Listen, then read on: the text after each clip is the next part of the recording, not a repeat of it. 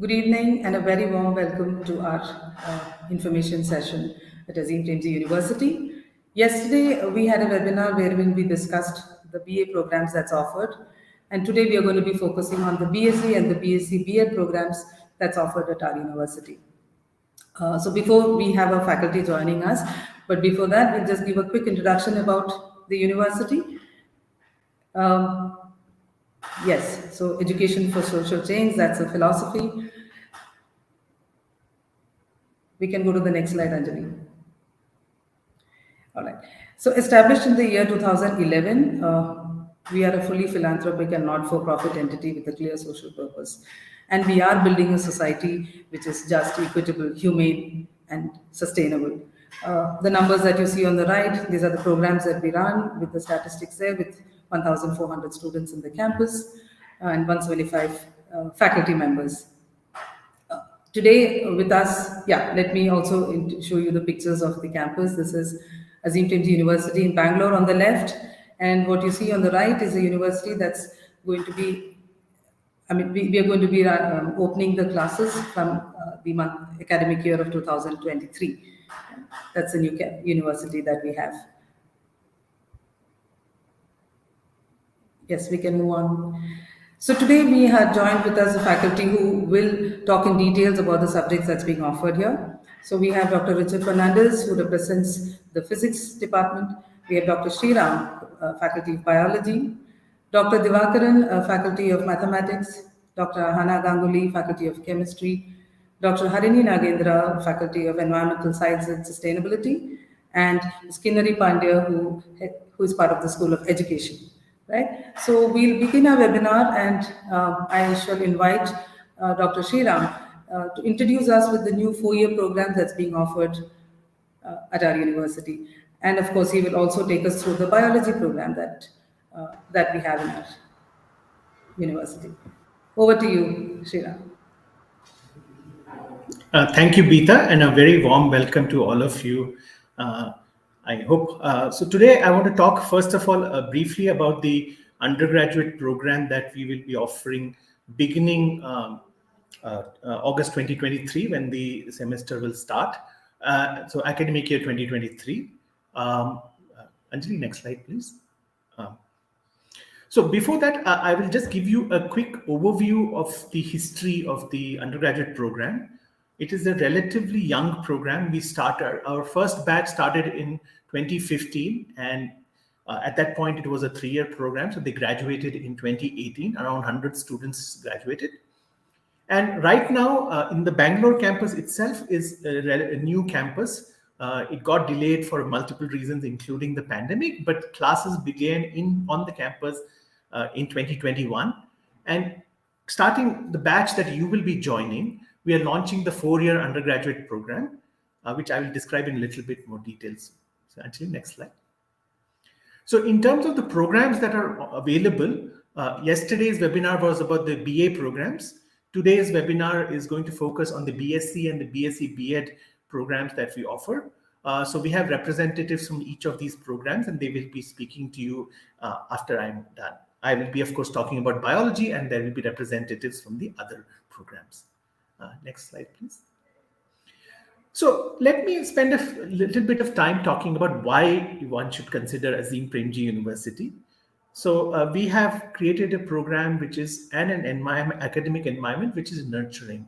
At the heart of it are very accomplished faculty members who bring a wealth of experience, both in terms of domain knowledge, but also very interested in how to teach and how to inspire young adults.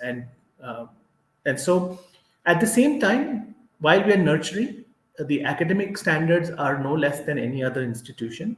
It's a rigorous curriculum, and as you will see, it also offers plenty of choices. So it's flexible and customizable to your interests. At every stage in your academic journey, we will be offering support and advice to help you make choices that enhance and enable the career choices that you wish to make. It is a fully residential program, and this is a very deliberate choice because education doesn't happen just in classrooms, but also very much outside it through interaction with peers, faculty, and other members of the campus. And indeed, the community outside also is very important part of our educational experience. One of the important and unique aspects of our program is a strong mentoring and care culture. And this becomes very useful and important for two reasons. For many of you, this will be the first time venturing outside your home, and navigating the transition from school to college and from home to hostel is difficult in many ways. And we are here to help you make that transition. And then, of course, after you complete your academics towards the end, you will have many questions about what to do next. At that point, also, we are there to help you. We are here throughout the journey. Next slide.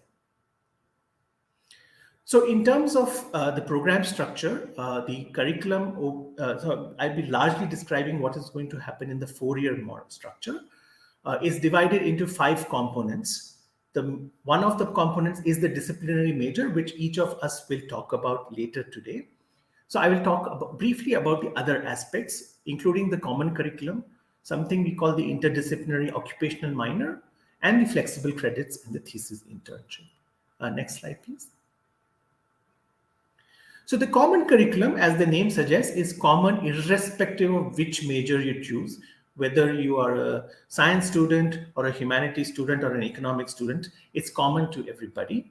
And it builds very foundational capacities for communication and reasoning. And also, we have a set of courses called Understanding India, which allow you to appreciate both the past, the present, and what are the future challenges that the country is going to face, and some of the challenges that many of you will hopefully engage with in your life after the college. So in terms of courses, there are 4 sets of courses, including something called creative expressions, which often are branded as extracurricular in many other universities, but these are very much like standard courses where you will get grades. And this is part of our rationale for having them is to promote other forms of learning, not just sort of bookish or classroom-based learning. Next slide, please.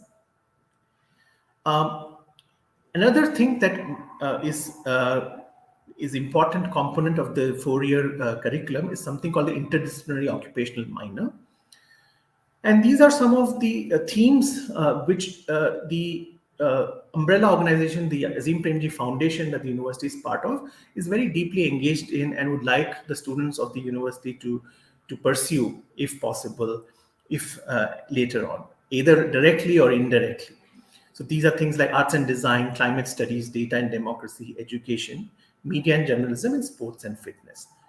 And so the idea is that each theme has a set of courses which provide you certain interdisciplinary perspectives about how different disciplines approach problems and challenges in that domain, along with certain skills that are necessary to address problems in that domain, followed by a field immersion, which is sort of tells you you experience what are some of the real life challenges and how various organizations are addressing them and how you might contribute to those efforts also. And one of the things that is intimately part of this set of courses is to promote these skills, and the perspectives will help you promote job readiness. And the hope is that you might consider occupations in these domains. Next. Yeah. And finally, the one important aspect of having a 4-year program is that we have designated a set of credits or courses that are completely up to you. So you can design the kind of educational experience you want by choosing appropriate courses. So there are up to 10 courses that are available to everybody. And these are some of the possibilities that you can do. You can either choose additional courses in your major itself. So if you are applying for the physics program, you can take more courses in physics if your future is in physics. If that's what you want to pursue after graduation, you are, of course, have the option of taking more courses in physics so that you're better prepared. The other option for many of you might be that I'm interested in expanding the breadth of my knowledge. So you can consider doing a minor in another discipline. So some option is like if you're a physics student, a minor in in mathematics or chemistry might be very useful. Similarly, if you're a biology or environmental science student, a minor in mathematics or chemistry might be very useful. And another possibility is some of you may come from backgrounds where your schooling has been inadequate. And because of the desire of the university to support students coming from underprivileged backgrounds, we do provide supporting courses in language and in mathematics. And these can also be included in the flexible credits. Next slide.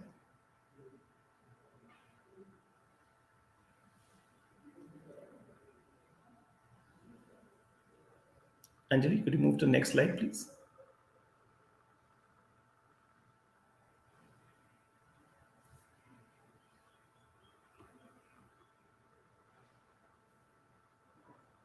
Okay.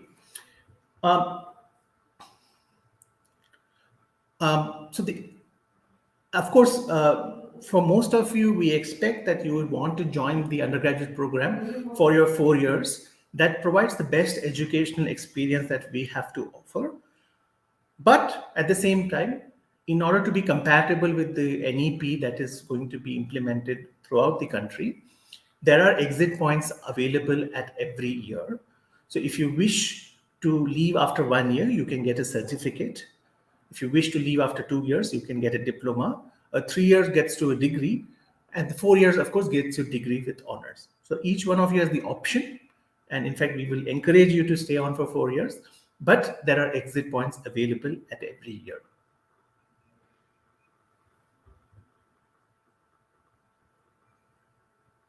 Yeah.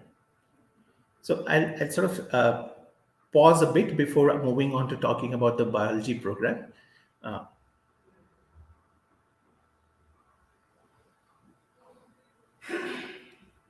Okay.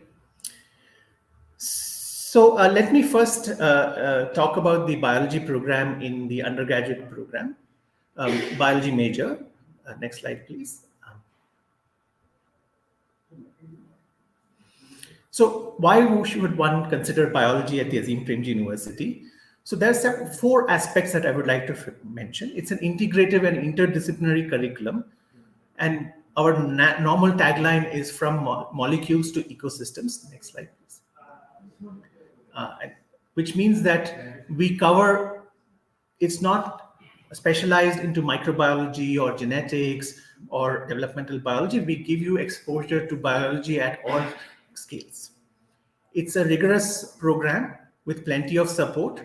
We have a lot of emphasis on pedagogy as to how the material is transacted in the class and outside the class, and also mentoring, both individual and as a sort of cohort level mentoring. The program is designed with biology in context. What we mean is at least 2 different ways in which it enables that. One is that normally biology is thought of as very descriptive, a lot of things that have been figured out in the past. But how were they figured out? What are some of the questions that led scientists to work along certain directions? What are the tools that enable them to come up with these discoveries? So these are some of the things that our curriculum talks about. And at every stage, wherever possible, we talk about the relationship between what you do in the lab or as a scientist and the larger social implications for society as a whole. And because the biology program is part of a 4-year curriculum, you have the option of balancing breadth and depth based on how you wish to take advantage of our program. So through the flexible credits and common curriculum, you can get as much breadth or depth that you wish to. Next slide, please. So just a few vignettes of life in the major. You will be spending equal time in the lab, in the field, or working out problems on a board, so in the class. So there are just a few snapshots. There is a lot of hands-on activity, and we emphasize lab-based skills. And of course, a lot of biology happens outside in nature. So how do you study nature systematically? What are the tools needed? Both sort of field-based skills, and also sort of once you collect data, how do you analyze them? And of course, some of the biology, especially modern biology, requires you to work out problems like any other scientific discipline. So how do you do that? Next slide, please. So an overview of the curriculum. So the first 3 semesters largely give you an overview of biology. We do not assume that you come up with knowledge of biology. So we build all the basic fundamentals that are needed, and we also introduce quantitative tools that are needed for later on in the program. Then the sort of the fundamentals are covered in your second and the beginning of the third year, where we cover topics like ecology, evolution, genetics, molecular biology, physiology, and anatomy. These are sort of, and these are all taught in an integrated manner and not in a very isolated manner. And finally, towards the last part of your program, you have the option of customizing and synthesizing whatever you've learned so far through a seminar-based course and courses in lab skills. And if you want, if one of the options available to you is to carry out a research project for a semester in your 7th semester. We will be also offering a bunch of specialized electives in domains, and and so depending on which kind of domain of biology you're interested in, you can opt for those electives. Next slide, please. And finally, just wanted to show that we are a team of 9 to 10 people, very committed biology faculty, and we work on a range of systems, starting from microbes all the way to birds to even large-scale forests. So, depending on what you're interested in, you'll probably find somebody who has similar interests. So, with that, I will stop. Yes, thank you so much, Sriram. I'm sure we will have some questions, and we will try and take the questions end of all the presentations. Right? Okay. So next, effective 2023, we are launching our B.Sc. Chemistry program. So this will be the first year. So I'll now invite Dr. Ahana to take us through the program that's going to be offered. Yeah. Over to you, Ahana. Hi, Beeta. Thank you. And again, welcome to all of you. And I'm happy to tell you that we are finally launching the chemistry program in August 2023. So if I was to basically summarize what we have thought of for the chemistry program in one line, can you go to the next slide, Anjali, please? Yeah. So chemistry generally in school, many of you may have studied it, and generally in school it's taught as a kind of static body of knowledge with a lot of memory work, where you have to memorize a whole bunch of reactions, a whole bunch of equations to actually do any chemistry. So we've kind of tried to change that, and we are transitioning now in our curriculum. We want to basically not teach you what chemists know, but rather we want to teach you how chemists think.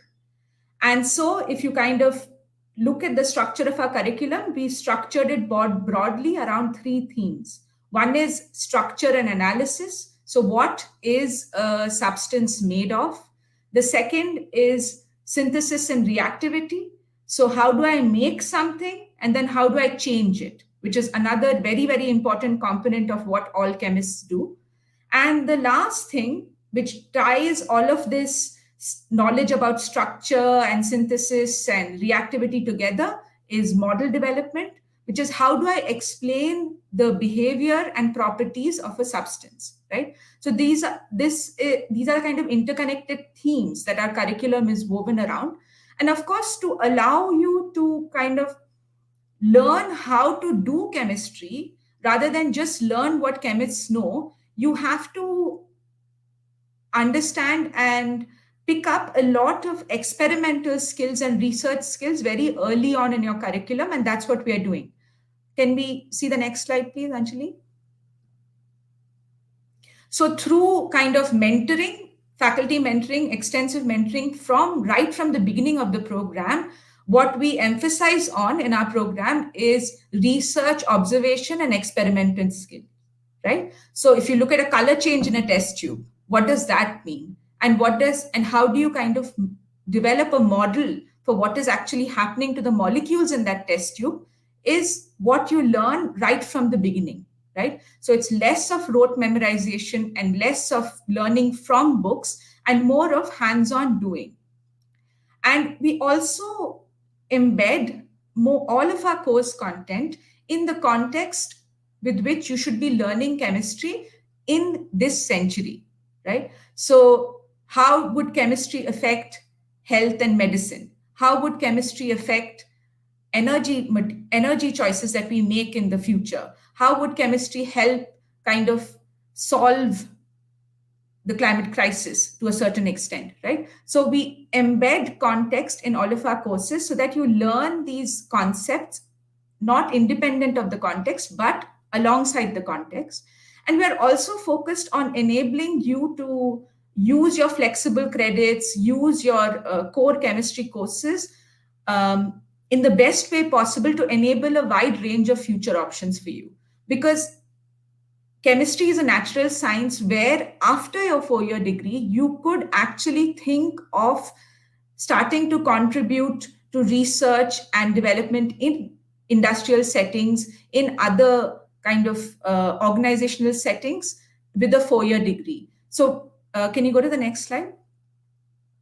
So as you'll see in our program, right in the beginning, we have courses in mathematics and computing. The computing courses intentionally introduce you, which other chemistry programs don't. They intentionally introduce you to programming skills, how they introduce you to ways of handling very large amounts of data. So later on, for instance, if you want to go into a quality control kind of job in a pharmaceutical industry, you are capable of doing so. Right?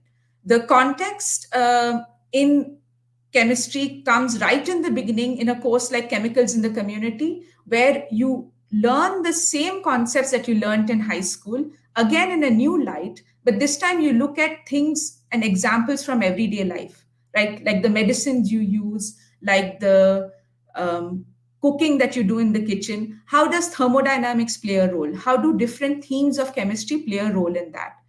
And after building for the first 3 years core competence in the subject, then you branch out into different advanced research skills like inorganic synthesis, organic synthesis. How do you do spectroscopy? You branch out in your 3rd year into picking up these skills. And finally, in your final year, you can actually do a research project if you want to, and you can do more courses in more advanced sort of fields. Either you can choose a broad range of subdisciplines within chemistry. Next slide, Anjali. Either you can choose a broad range of courses from our very substantial list of advanced electives, or you can choose to concentrate on a particular track. You can choose to concentrate on synthesis, where you learn how to synthesize new molecules, new medicines, new drugs, or you can choose to concentrate on material science, where you learn about polymers and nanomaterials and electrochemical cells and things like that. Or you choose to concentrate on environmental chemistry, or you choose to concentrate on computational chemistry, which teaches you the computational skills that go into theoretically solving a problem in chemistry using in silico simulations. So we have a very, very wide range of flexible credits, as Sriram introduced, and we will advise you and we will mentor you and guide you to actually use these courses to pick up a more specialized degree in chemistry using your 4 years here. Thank you, Vita.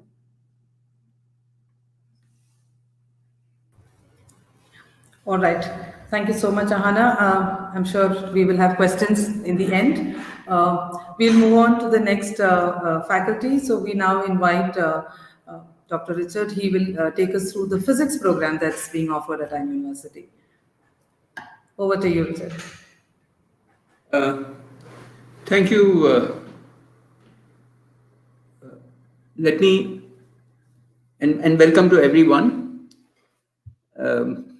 So let me begin by talking a little bit I'm sure all of you know what physics is all about, but let's see what physics is to those of us at the university here, which is not very different, but let me highlight what the important aspects of it are in the first place. Physics is initially, I mean, primarily a very creative endeavor. I'm sure all of you are familiar with discoveries from right from the early days of Archimedes and even before that, to much later when people like when the very great physicists of in history like Galileo and Newton discovered very fundamental laws about the way the physical world behaves. And later, in, uh, in the last century and the century before that, there were people like Maxwell and Einstein and Feynman and Hawking, who made very fundamental discoveries about the nature of the universe. And by the universe includes terrestrial phenomena, phenomena at the micro scale, phenomena at extremely high speeds, phenomena at very low speeds. So all these were results of creative endeavors by these great minds. And in many ways, we follow these minds, we follow the processes which these people laid out, and hopefully we contribute in small or big ways to expand the frontiers of this kind of knowledge. So primarily, what is the kind of endeavor it is? The basic thing about physics is that you measure and then you model and you experiment. And then when you model it using mathematics, and then you use that mathematics and compute to make predictions and make predictions of new phenomena. And then you go back again to experimentation to find out what, to see if your models are right, if your models make sense, or you then go out and revise your models. So this is how physics has developed over the last, in particular in the last 4 to 5 centuries. Now, so this is the background to physics. Now, what is it that you do when you when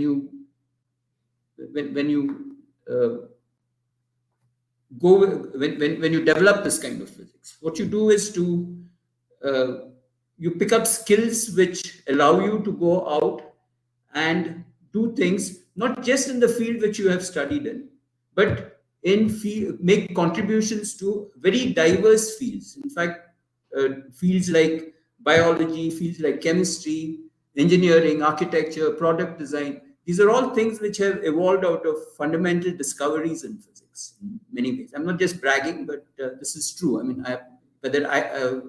and you can see in even when you look at the design of a building, you can see a variety of physical principles which you would have learned even in your high school being applied in all of them.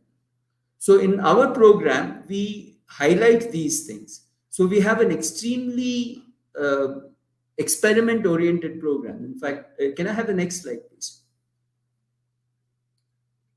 Yeah.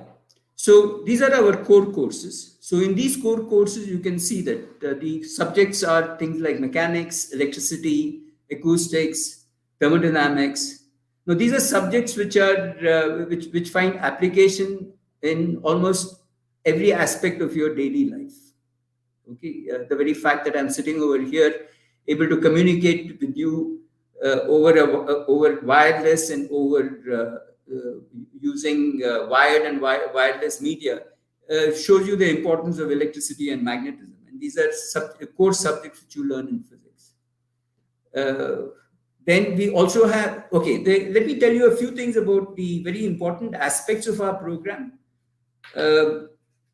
Our program is very strongly experimental. So the core subjects, when you study these core subjects, you would spend as much time in the laboratory as you would spend sitting in a classroom listening to a lecture.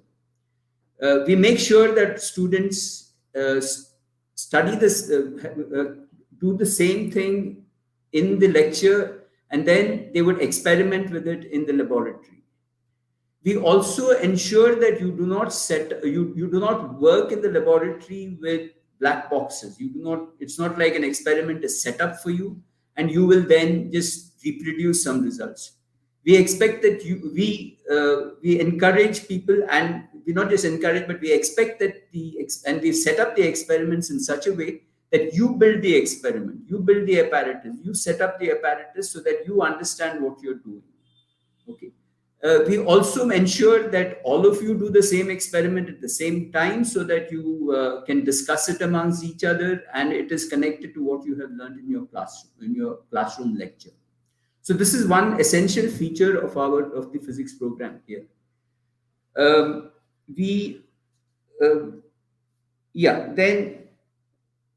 can I have the next slide, please? Yeah, so in addition to the core courses which you have, which are very similar to what the biology program has and the chemistry program has, we also have a bunch of electives, which is, so these are the electives which we offer. So many of these electives have a certain amount of employability, if you want to look at it that way. For example, when you learn computation in physics, you not just, you also learn how to model systems, and many of these models are applied in the real world to systems outside of physics. Electronics and microcontrollers are strong, say condensed matter physics, soft condensed matter physics are very much there in your day-to-day life. I mean, they touch every aspect of your life. So these also give you a certain amount of connection to the world around you, and also give you skills which you can use to even find find employment. Electronics, for example, has been an emerging field and a very current field for the last 30 to 40 years. Yeah, can I have the next slide, please? Yeah, so these are the way we have our courses structured. So our lectures and laboratory work complement each other. Some of these things I've already told you about. We also encourage students to tinker with stuff. We have a tinkering corner in our laboratory, so you can come in there, take things apart, try and build things with what you take apart. The idea being that when you do this, you will learn to do stuff. You will understand stuff better, and you will also learn to make stuff. Yeah, so these are our yes. The next slide, please. Yeah, so this is what some of our alumni are doing. They're in these kinds of programs. They're in a large number of them have masters and doctoral programs in India and abroad. Many of our students go in for teaching. They go in for science journalism, all the way into, we have students down in working in R&D laboratories in the country in various capacities. Yeah, thank you. Thank you so much, Richard. Yes. So now, this year, 2023 also marks the beginning of a new program, Environmental Science and Sustainability. This is going to be starting from 2023. So let me invite Dr. Harini, who will take us through this for us. Over to you, Harini. Thank you, Beeta, and pleasure to talk to all of you listening into this. I see many people are listening into the YouTube video. So hello, everyone. It's a pleasure to have you here. I am Harini Nagendra. I've been at Azim Premji University for close to 10 years, and for the past 30 years, I've been working on environmental science and sustainability issues. So next slide. Why this program? We started with thinking that I think all of you can see the deterioration in the environment around you, and you can see the importance of working on the environment. I don't think I need to explain that at all, and I'm sure there are many of you who are motivated to understand something about this and see what you can actually do to make a difference. So we see that there are a few environmental science core programs in the country, and some of them have been running for a very long time and are excellent, but they are largely pure science focused. And then there are some environmental studies programs which are also excellent, but largely focused on understanding from environmental studies from a policy or social science perspective. But really, what what drives environmental change is a mix of the geological, the chemical, the physical aspects of environmental change, as well as the human drivers, whether it's people and their cultures, or it's economics, cheap plastic, so we throw it, or it's that we are not thinking about the fact of what plastic done the environment. So it's psychology, it could be communication, how do we communicate better to people about the importance of sustainability, it could be policy levers, does fining people for or forcing corporations to take back their own trash impact the amount of trash we see in cities, does urbanization impact environmental degradation, how can we make cities expand but also make them cleaner. So these are the some of the questions for which, if you look at environmental science, you need a really a broader visioning of it as a society and environment coupled together as a system, which is why we call this a BSc in environmental science and sustainability, not just a BSc in environmental science.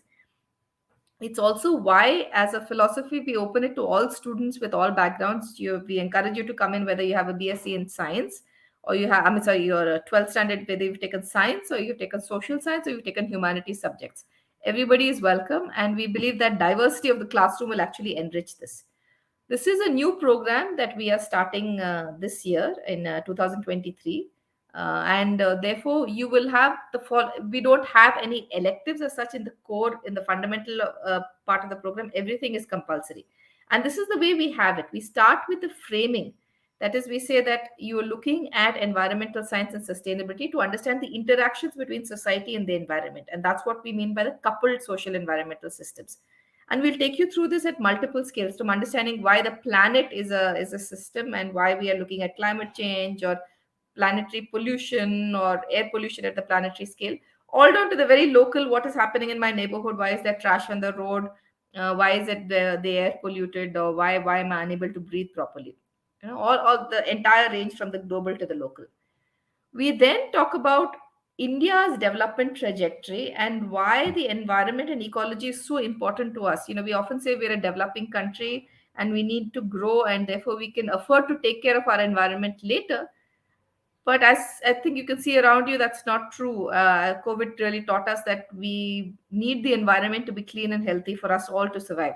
So this we'll also talk about the links between environment, ecology, and development, and that's the framing, that's the ground setting for how we start viewing this curriculum. Then you have a series of fundamental environmental science courses, because all of you who will take the environmental science program will go out as environmental scientists. So you will study earth system science, earth geology, chemistry, physics, ecology, environmental pollution, that is air, water, and soil pollution, through lab and classrooms. You will study a little bit about environmental microbiology, biotechnology, and ecology. And those are the environmental science based courses that you will do. Then you learn about society, you learn about environmental economics, and you learn about environmental policy, which gives you tools to tackle this from a societal perspective. You will also learn how to think with a research bent of mind, so qualitative and quantitative research methods of the environment. The qualitative methods would be things like anthropological or sociological, talking to people, understanding why they do what they do on the environment, how do they think about the environment, how do they feel things have changed over time, what motivates them, do they feel hopeless, do they feel depressed, do they feel positive, those kinds of qualitative research methods. Quantitative methods are the biostatistics methods. Let's say you go out and measure water, and you want to understand whether this water in this river is more polluted at the source or at the part where it goes out.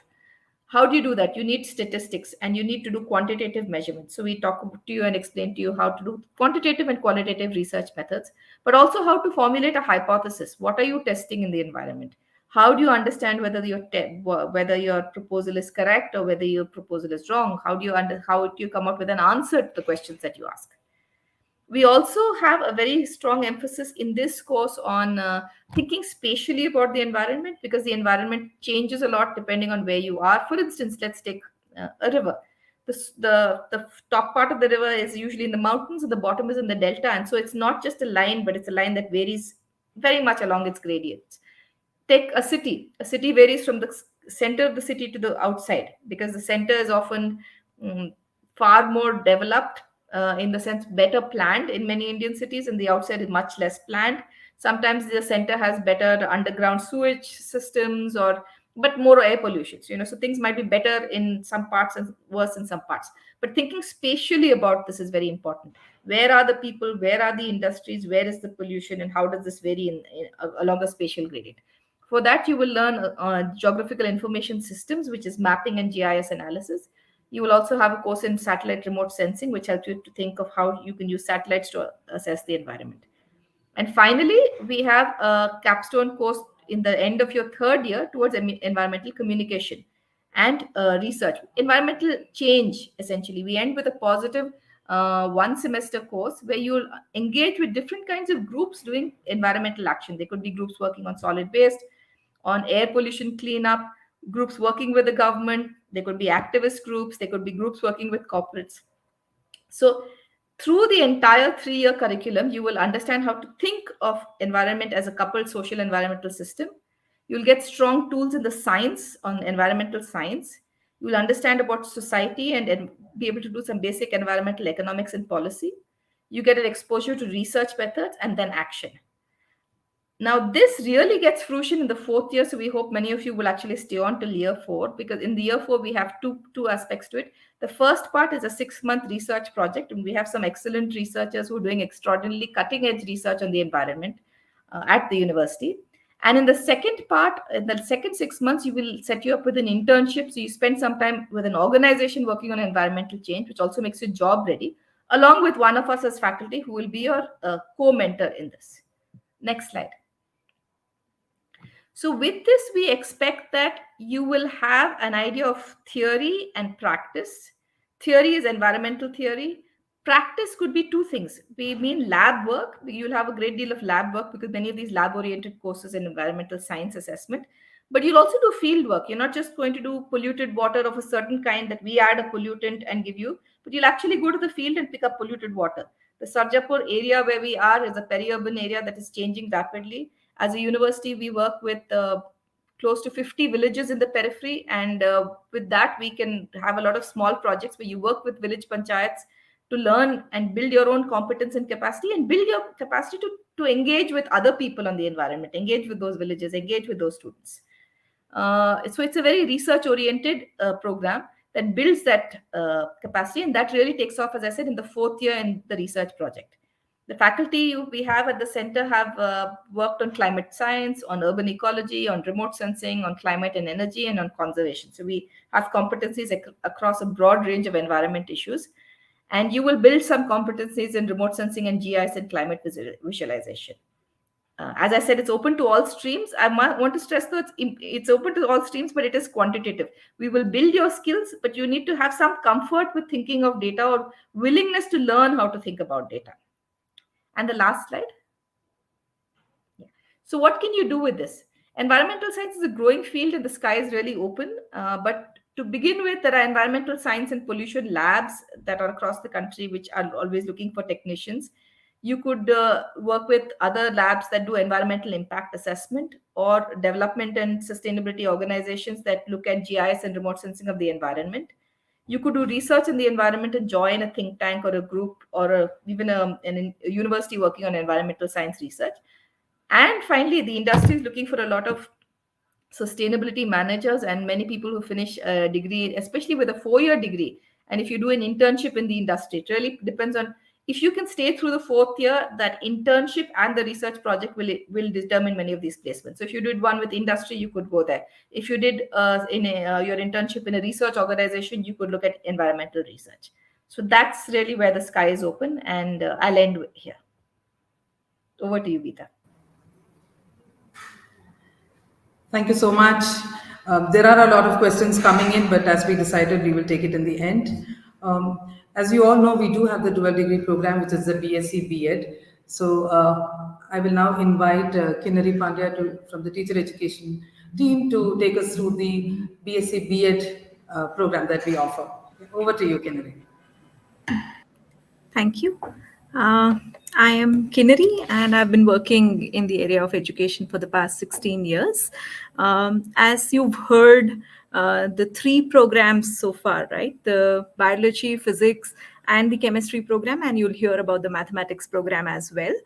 So this is a dual degree in Bachelor of Science and Bachelor of Education, which is a professional degree that will help you prepare to be a teacher at a middle school level, that is grade 6 and upward. Right. Next slide, please. Yeah. So one of the when we think of education, and you all are just completing your grade 12 and schooling, you would have experienced, of course, apart from the pandemic age, that and during the pandemic age, you would have realized a lot more that teaching is such a human endeavor, right? It is something which requires continuous human engagement, interaction, knowing your learners, knowing your content well. You would have liked teachers who really knew their content well, right? And not somebody who just wrote on the board and explained things to you, right? So you would like an interaction which is deep interaction to understand your subject matter content. So one of the big premises of this program, and that is a dual degree, that you do your majors in any of these science disciplines at the moment, and you would then do courses in education, which are essentially geared towards helping you develop an educational judgment, right? They will help you decide, if you were to teach a mathematical concept, what is the best way to teach that concept? If it is a physics concept, how would you teach that physics concept? And what is it that should determine those choices that you make? That is writing on board the best thing, or taking your student to the field the best thing, or do you do a lab experiment, right? So that's the pedagogical content knowledge that we hope that students will be able to develop once they go through their majors courses. They do have perspective courses in education, and then they do their pedagogy courses. Like Sriram mentioned earlier, this is a residential program. Teaching is a human endeavor. You're constantly working and interacting with human beings, be it younger to you or be it your colleagues at the school, right? And this depends on the kind of capacities to engage with others, engage, interact, communicate, be sensitive to the needs of others, right? So it is a relational endeavor. Again, teaching is a relational endeavor, and through the residential program, through the internship, through the engagements that we have within the education program, and across your majors, this is one of the program objectives that we hope we will be able to achieve. Yeah, next slide, please. So you've heard about the common curriculum, right? You've heard about the disciplinary majors, like I mentioned, in biology, chemistry, and physics. Mathematics, you will soon take it up. The education courses are divided into, to meet our educational aims of this program, the teacher preparation program. We have a set of courses which are perspective courses. That is, what is the nature of knowledge, right? What is the understanding of society that we have? What kind of backgrounds do children come from, right? And what is the larger social structure that you operate with? What does it mean to engage with children or adolescents, right? So those are perspectives that will help you decide and have some educational judgment. The pedagogy courses, and finally the professional practice. I'll just take you through these nature of courses in the next slide. Could we go to the next slide? Thank you. So the specific kind of courses that we will offer is a perspective course in education, which has a philosophical, sociological underpinning. The human development and learning, which is a developmental psychology oriented course, which focuses on educational psychology and aspects. The introduction to curriculum, pedagogy, and assessment, right? Why are curriculum designed the way they are, right? What kind of objective are these curricula fulfilling at the school level, right? Why are textbooks designed the way they are designed? What aims of education are they achieving? So questions of those kind. Math students who take up the math major will have a set of pedagogy courses in the math program, math education program. And science students, which is if you are a physics, biology, or a chemistry major student, you will have a set of science major courses, right? And these will all be geared towards helping you decide what is it, why do you teach science the way you do, or why should you teach science the way you do? Why do children learn mathematics, a 3-year-old learning the way they learn, whereas abstract mathematics need to be taught a certain way, right? And how is it that as human beings we engage with mathematical concepts? So that is a state-specific, pedagogical courses. Science, we will be focusing on teaching of biology, teaching of chemistry, teaching of physics. Each is a different kind of disciplinary perspective perspective, and that will decide the way a teacher will teach. The field courses, which is the professional practice, and we hope to spend a substantial number of credits. So from your 5th semester onwards, you will have credited field course in schools in and around Bangalore. A semester-long teaching internship, which actually makes you are on the job. You are an apprentice who is working with a more experienced teacher. And this we given the hope that many of our students who take up the dual degree will go and become teachers, and become teachers in areas where teachers are really needed for the underprivileged children, or schools that cater to children in across the country, and not just in major cities, right? So this internship, we hope that you will do it with a school which follows a certain kind of bilingual education, be it Kannada as the primary medium of instruction, Hindi as the primary medium of instruction. So we hope that this internship will be a stepping into the work life of a teacher. And here we will be guiding you from the university. We will have a cooperating teacher placed at the school who's an existing science or a math teacher, and the school principal who will be actively engaging in this. So we have had 2 of our batches do this internship, and we realized that it is a very rich and very pertinent experience in their becoming and preparing to be teachers. Right? Yeah. Next slide, please. Career prospects, it's obvious in some sense that you can certainly, with a B.Ed degree, and if you you can become a teacher in any school, right? B.Ed is a mandatory degree for middle school teachers. You can become curriculum designers, content writers, right? The educational industry in some sense has both for-profit as well as not-for-profit organizations that work in that area. And of course, you can pursue your higher education in your choice. You can do a MA or an M.Ed in education, or you can pursue your sciences of your choice, right? So that's the broad career prospects that a dual degree would offer. Other engagements, so we have a student run a very heartening kind of an endeavor with students started known as Chalk Out, and they're facilitated, guided and mentored by faculty within the teacher education program, and it is a student-owned magazine, right? So it's a biannual magazine that students work towards. They own it, really speaking. Placement supports, because the teacher preparation is incomplete in some sense if we don't help you prepare for a teacher eligibility test, right? So we have broad guidelines around it. At the university in general, we do hope and do work towards offering good placements, students to get good placement opportunities. So working on that, mock interviews, helping you do mock lesson planning and things like that is another aspect. Students, somebody had asked in the chat some time back that can B.Sc.B.Ed students take up research projects, right, and internship. So certainly internship is a part of the dual degree. If you want research-oriented projects, students again take those research-oriented projects voluntarily. They are non-credited projects that they take up in, say, bio major or chemistry major or physics major, or in education, right? So we as faculty guide students towards these voluntary projects that they choose to do. And of course, across the undergraduate programs and the postgraduate programs, we have a range of seminars, on all kinds of questions, issues, and education seminars are one among the many that we offer at the university, which helps you keep abreast with what's happening, the kind of work that people are doing in the domain, be it at the school level or at policy level. So that's broadly about the B.Sc.B.Ed program. Thank you so much. We now move on to mathematics. I would like to invite Dr. Divakaran to address us and give us a brief about the program that we run. Over to you, Divakaran.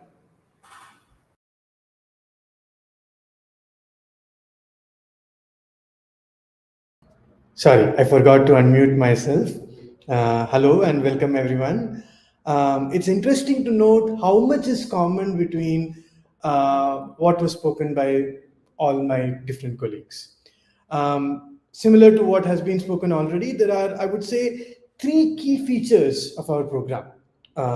One is there is a environment of nurturing and caring. Second is there is a focus on the process of doing mathematics, which is as important as learning the content. And third, we also create a culture or an environment where students can help learn so that a lot of learning happens outside the classroom. So these in some sense are the key features of our program, but let's go into a little bit more details of these features. Next slide.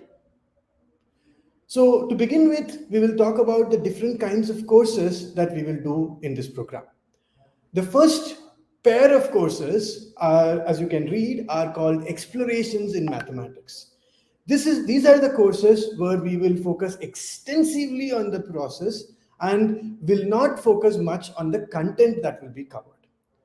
In these courses, we will have a lot of discussions and discussions within classes where the students will be given a question and students will try to answer these questions on their own. In the process, if there is any difficulties, the teacher will just give the right amount of help so that you don't rob students from the joy of discovering themselves. However, as you know, this process is very time consuming. So if we want to cover content, we cannot teach every courses by this process alone. So after some time, we change our procedure a little bit. But at the same time, we are communicating the importance of doing mathematics, learning by doing mathematics, and so on. We also emphasize the importance of computers and how computers help us in doing mathematics very well. Once we have these basic ideas in the first year, in the later years, you focus more on understanding the key ideas within mathematics.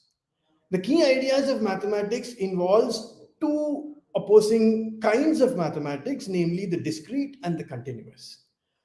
And the continuous contents are basically there in courses like Analysis 1 and 2, which are the nuts and bolts of what you might have encountered as calculus. So analysis is like if calculus is about how to drive car, analysis is like how to build car. So that's the kind of analogy that often I like to use. We also have courses which are more algebraic in nature. These courses include courses like linear algebra, ring theory, groups and symmetries, and so on. To give a quick example of what these courses might contain, this includes things like, say, for example, you might have all noticed that factorization of numbers and factorization of polynomials are quite similar in nature. But why are they similar in nature? If you want to understand that, you need to do a course in ring theory. So these are the kind of things that we might encounter in this. We also have a course on discrete mathematics, probability, statistics, etc., which give a different perspective on some aspects of mathematics. As you can notice that a majority of our courses are core. There is very little choice in the kind of courses that you can do. However, as we have a lot of flexible credits, if students are interested, they can choose to do more courses in mathematics. As Sriram said in his first presentation, he said that you can do up to 10 courses. So if you are keen, you can learn a lot of maths in our university. Now let's talk a little bit more on the pedagogy aspect or how we teach these courses. Next slide, please. So as I've already mentioned, the first two courses, namely Explorations in Mathematics, focus a lot on the process of doing mathematics and not the content. And the formal term for this kind of pedagogy is called the inquiry-based learning, or some people call it guided learning, and so on. So the first three courses, even the programming course is somewhat in the same light, is taught through these inquiry-based learning techniques. But later courses, as I said, will be a mixture of these, and you slowly transition into lecture and tutorial-based learning, which you are familiar with. But even when we say lecture and tutorial based learning, it is a little different because we do use strategies that are more interactive and active in nature. In addition, there is a lot of academic and non-academic support that is provided within and outside the class. And we also encourage, as I said, the culture of the campus is what we emphasize a lot. So to develop this culture, we have various things. We have two clubs. We have a mathematics club and a mathematics book circle.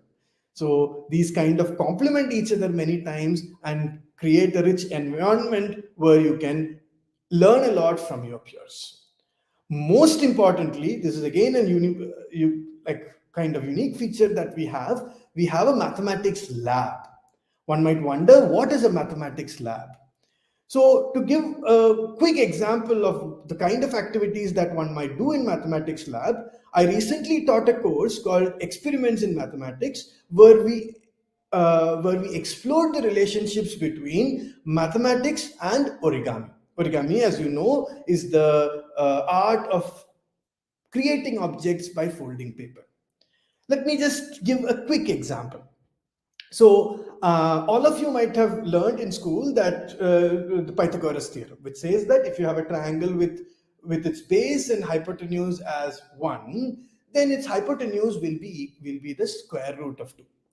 So this illustrates that you can construct square root of 2 using what is known as scale and compass. However, now we can ask this natural question, can we construct cube root using scale and compass? And the answer to this question is no. Although the answer is, coming up with this answer is very difficult. And if you want to really understand, you have to learn the algebra that I was talking about earlier. Now, what is interesting is, if you the same question can be asked about, can we construct cube root of 2 using origami? The answer to this question is surprisingly yes. So and the fact in the proof that you can construct cube root of 2 using origami uses the same kind of mathematics that can be used to prove that you cannot construct cube root of 2 using scale and compass. However, we are again faced with a difficulty if we ask the question, can we construct the fourth root of 2 using square root of using origami, and so on. So these kinds of the mathematics interacts very deeply with the kind of hands-on activities that you do, and we explore some of these in our mathematics lab. And finally, of course, we have an honors project and honors stream and things like that, where you can get a taste of research. And I know all of you would be interested in what kind of career you might be able to do after a B.Sc in mathematics, and that is the content of my next slide. Please, next slide, please. Okay. So, as you might guess, of course, some of the obvious choices are higher education, teaching, maths communication, and programming. So here, maybe maths communication is something that requires a little bit of explanation. I think maths communication is, in some sense, an untapped source, right? Like, everybody likes to learn, but there is often it's not communicated in a way that is accessible to people. And I think this is especially true about mathematics. People would like to understand people have several questions about mathematics, but they often don't find the right materials from which we can learn these things. So creating accessible materials for the larger public is something that has a lot of scope and is not explored enough. In addition, if you are willing to explore things or learn things on your own, there are other opportunities which are at your disposal. Like you might, mathematics gives you enough prerequisites on which you can build other careers. For instance, you can go into the graphics field, or you can go to data analytics, or you could go to finance. So if you are willing to do some extra work, of course, this will not be supported within the courses that you do here. But if you do those extra work, then you will be able to do there are other careers that will be available for you. So that's pretty much what I wanted to say. Thank you. Thank you so much, Divakran. So we do have a lot of questions, and I'm going to start with you itself. So there is a question: Are there computer programming courses at the university? Would you like to take that, Divakran? Can you repeat? Sorry. Yes. Are there computer programming courses at the university? Oh, in fact, I listed one of those courses. It's called, so I think mathematics offers a course in programming. It's called Introduction to Programming, where the focus is more on algorithmic thinking than programming itself. Our belief is that the important part or the difficult part is really learning how to think in a way which is useful for programming. Once you learn how to think in the right way, then a lot of how to program is about learning the syntax, which is easier to do. So there's a difference between learning programming and learning how to program in Python or something like that. So the focus is more on the former than the latter. We also have a more advanced course, which is an elective, which I did not list, where you do more about numerical methods and things like that. So you use computer to solve advanced problems in mathematics and things like that. Other disciplines also offer programming courses, and each of them the focus might be slightly different in each of them. For some people, the focus might be on how to handle data. For some people, it might be on how to do modeling or something like that. So depending on the discipline, they all offer slightly different versions of the same course, is what I believe. Okay. All right. Thank you so much. There is a question which says, it goes like this: Looks like your interdisciplinary minors are very social science oriented, like education, media, and democracy. What combination do you expect a science student to make? Sriram, can I pose this question to you, please? Yeah. So I would say it's a slightly, I think you should look at the interdisciplinary options in a slightly different way. What can I do to complement my science education and expand my skill set? So we have students, biology students, for example, who've taken what is currently called interdisciplinary studies in media, and they might go on to produce documentaries in science and so on. So these are sort of expanding your skill set rather than sort of trying to build domain knowledge, which is what you get anyway in your major. That said, there are at least an option. Climate studies is, let's say, more science themed than the other options.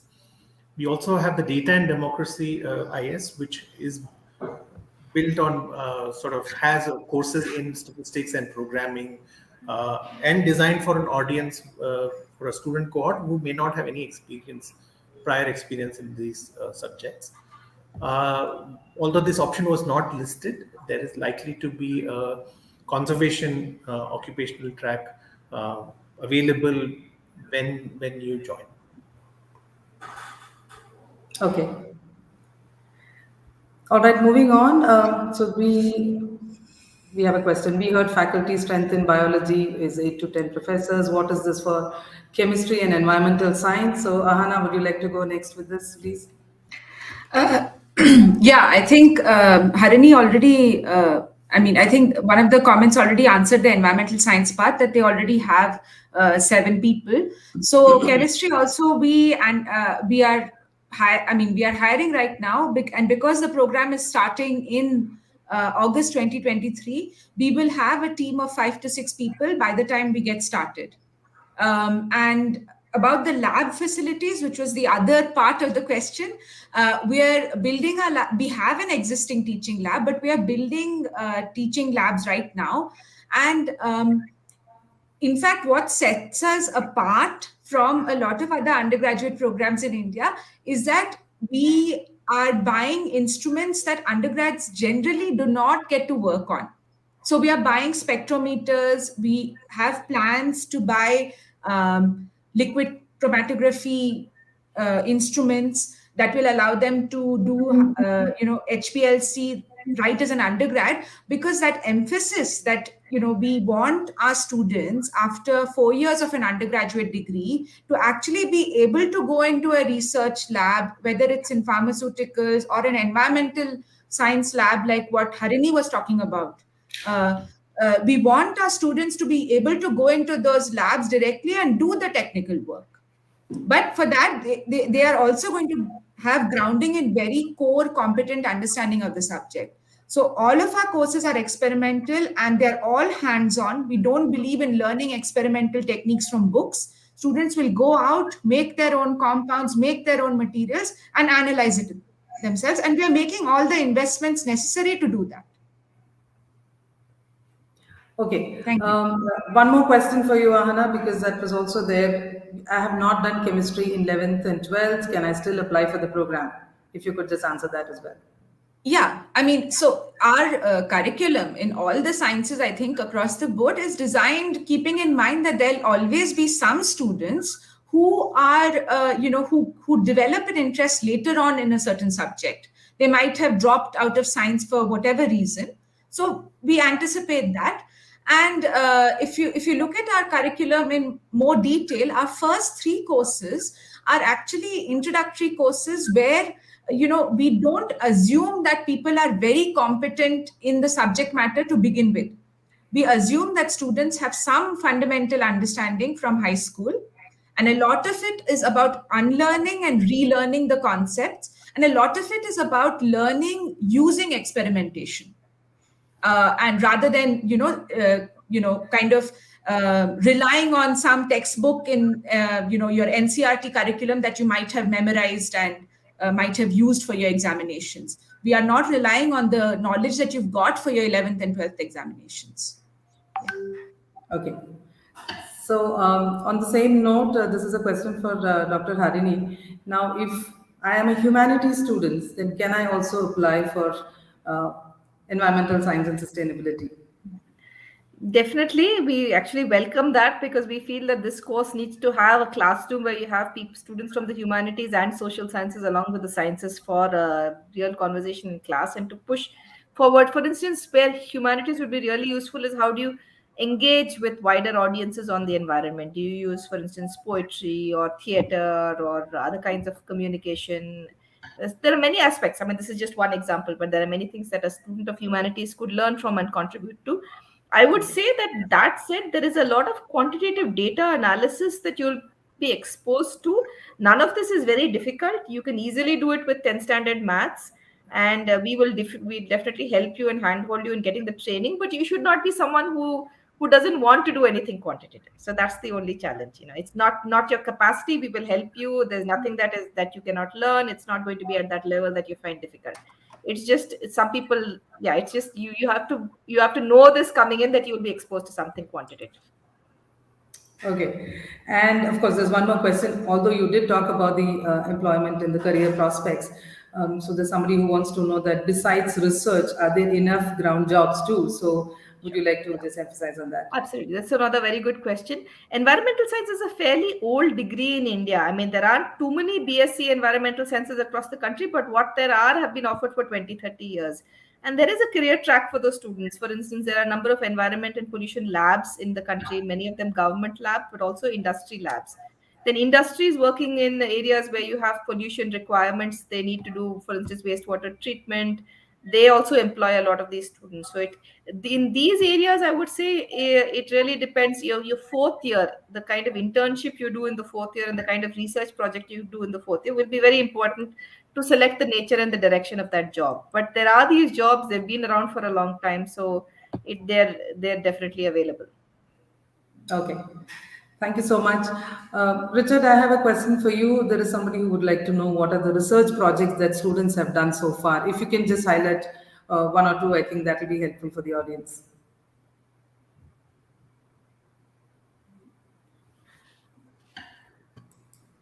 Yeah. Yeah. See, students have taken on projects working on, let me begin by telling a couple of projects which students have worked with me on. One of them is to try and rebuild an old spectrometer. We acquired a spectrometer which was discarded by somebody and it was not in working condition. So we had a couple of students sitting down and we've had two students so far. I'm sorry, now there's a third one working on trying to get this spectrometer running. So they have looked at various aspects. I mean, we haven't yet got the spectrometer running, but students have picked up skills on various parts of optics and electronics, because this is an optical, this is a UV visible spectrometer.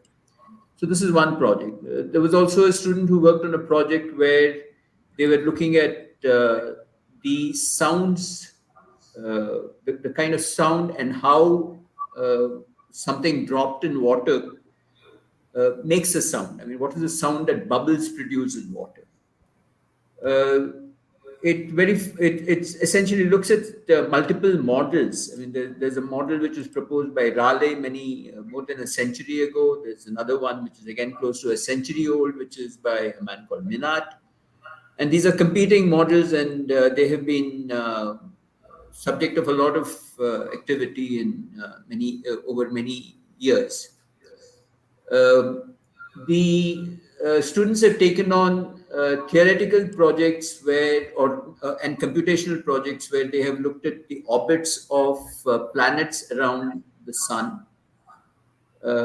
It has led to actually a publication in a journal where the collaboration has been with a faculty member at the Indian Institute of Astrophysics in Bangalore. Students have taken on projects on,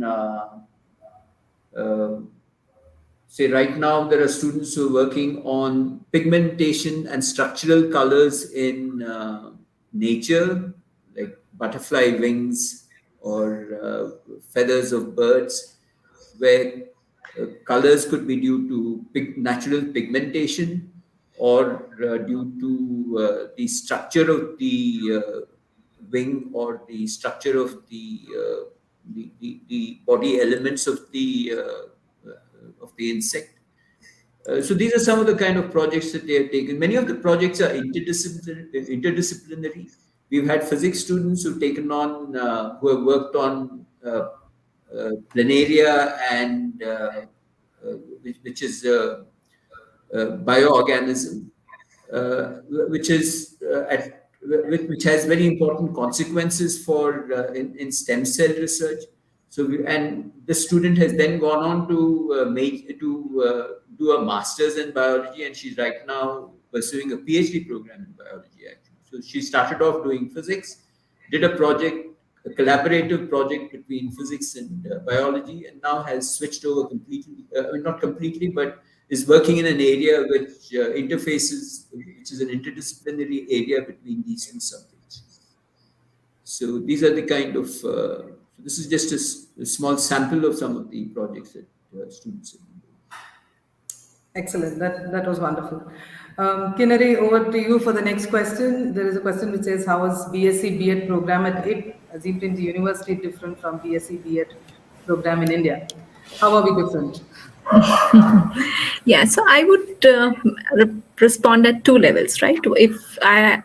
The genesis of this program is based on the work of the Azim Premji Foundation on field for the last 20 odd years, right? It's 2 decades of experience and realization that teacher education in our country, unfortunately, has been the way it has been, and that has impacted the learning levels among children across sections, right? So that's one, that we have a large field experience, understanding of what it takes to work as and prepare good teachers.